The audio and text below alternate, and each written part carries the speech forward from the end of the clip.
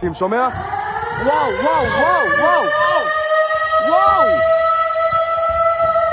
הכל נופל לנבטים, אני אומר לך מתקפה אחת.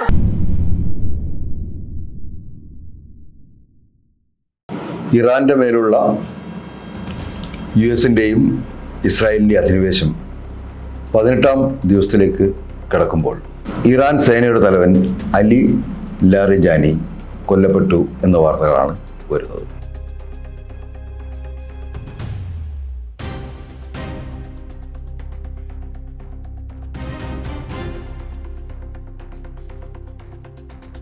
യുദ്ധം തുടങ്ങിയപ്പോൾ തന്നെ ഇറാന്റെ പരമോന്നത നേതാവ് ആയത്തുള്ള അലി ഖൊമൈനിയെ ഇസ്രായേൽ സൈന്യം വധിച്ചിരുന്നു.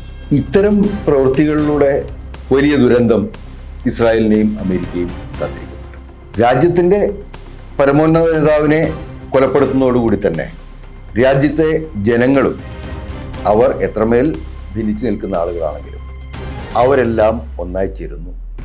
ഒന്നായി തന്നെ ഈ അധിനിവേശ ശക്തികൾക്കെതിരെ അവർ പോരാടുകയും ചെയ്യും.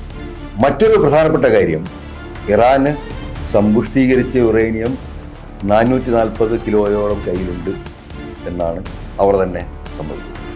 എന്തുകൊണ്ടാണ് ഇറാൻ വളരെ നേരത്തെ തന്നെ അണുബോംബ് നിർമ്മിക്കാതിരുന്നത്? ഇപ്പോൾ വളരെ ചെറിയൊരു രാജ്യം വടക്കൻ കൊറിയ, ആ വടക്കൻ കൊറിയയുടെ കൈവശം ധാരാളം അണുവായുധങ്ങൾ ശേഖരിച്ചു.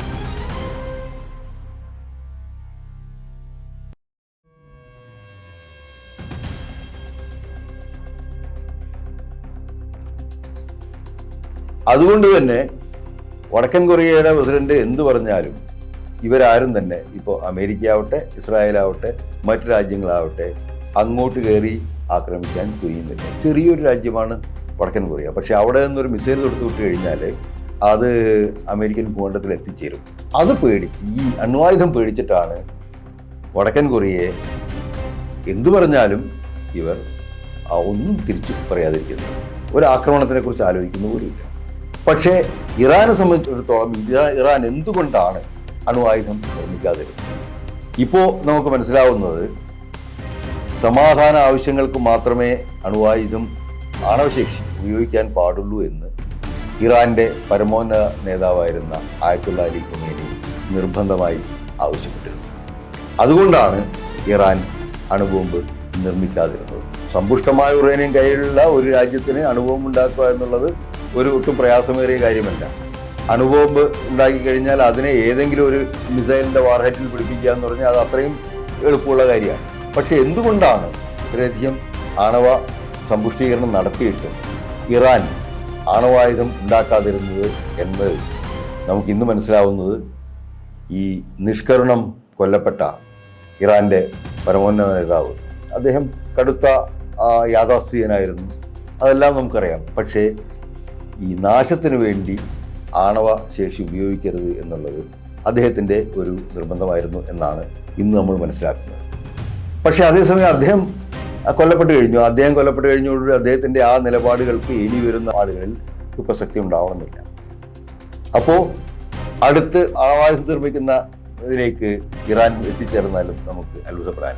അതുപോലെ തന്നെ ഇപ്പോൾ കൊല്ലപ്പെട്ട സേനാധിപൻ, ഇറാൻ റവല്യൂഷണറി ഗാർഡ്സിനെ കഴിഞ്ഞ 25 വർഷത്തിലധികമായി നയിച്ചുകൊണ്ടിരിക്കുന്ന, അവർക്ക് ആജ്ഞകൾ നൽകിക്കൊണ്ടിരിക്കുന്ന നേതാവിനെയാണ് ഇപ്പോൾ ഈ ആക്രമണത്തിൽ കൊല്ലപ്പെട്ടു എന്ന് പറയുന്നത്.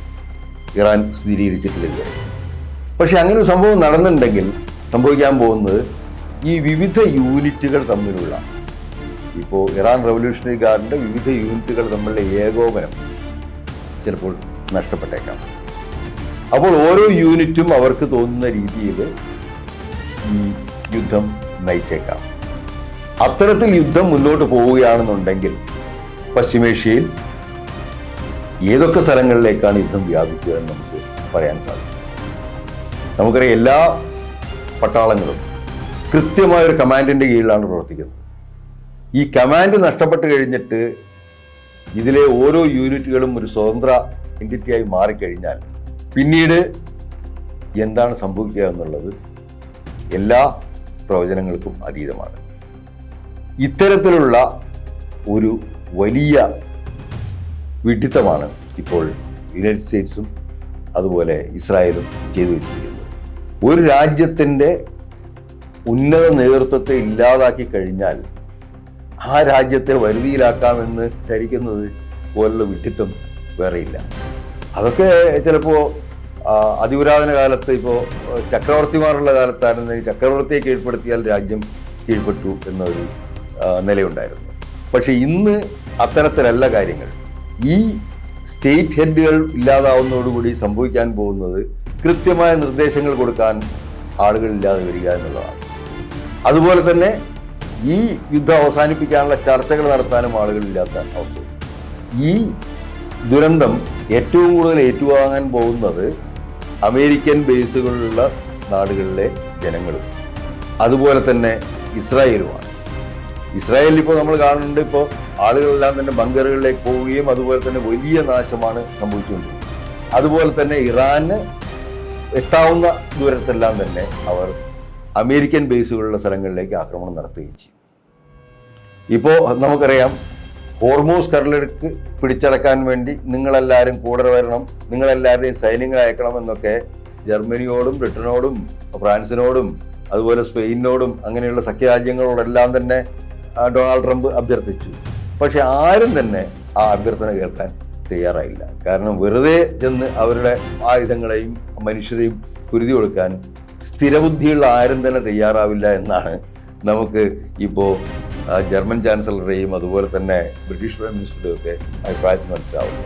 അതുകൂടാതെ ട്രംപിൻ്റെ ഭരണ നേതൃത്വത്തിൽ തന്നെ ഇപ്പോൾ ഇൻ്റലിജൻസിൻ്റെ മേധാവി രാജിവെച്ചു പോയിരിക്കും.